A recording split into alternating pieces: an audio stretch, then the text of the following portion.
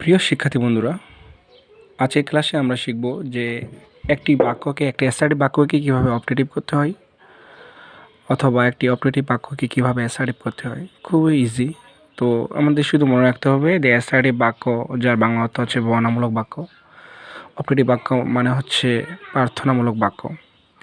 তো অ্যাসার্টিভ বাক্যের শুরুতে সাবজেক্ট, তারপরে মোডাল অথবা হেল্পিং, তারপরে মেইন ভার্ব থাকে। আর অপারেটিভ বাক্যের শুরুতে থাকে মে, তারপরে সাবজেক্ট, তারপরে ভার্বের V1। যেহেতু মে একটি মডাল ভার্ব, সেহেতু মের পরে ভার্বের V1 ফর্ম ব্যবহৃত হবে সবসময়। এই ইজি গঠনটা মনে রাখলে আমরা ইনশাআল্লাহ পারবো। তো আমরা এক্সাম্পলের দিকে চলে যাই। যেমন এক্সাম্পলে আল্লাহ হচ্ছে সাবজেক্ট, উইল হচ্ছে হেল্পিং ভার্ব, আর হেল্প হচ্ছে ভার্বের V1, ইউ হচ্ছে অবজেক্ট।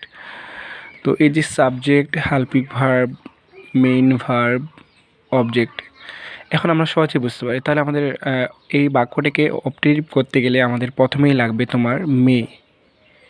আমি প্রথমে নিলাম মে, তারপরে কী লাগবে গঠন অনুসারে সাবজেক্ট লাগবে। আমি নিলাম সাবজেক্ট আল্লাহ, মে আল্লাহ। তারপরে যে ভার্বটা আছে সে ভার্বটার V1 ফর্মটা নিতে হবে। হেল্পের V1 ফর্ম হচ্ছে হেল্প, তারপরে অবজেক্টটা হচ্ছে ইউ।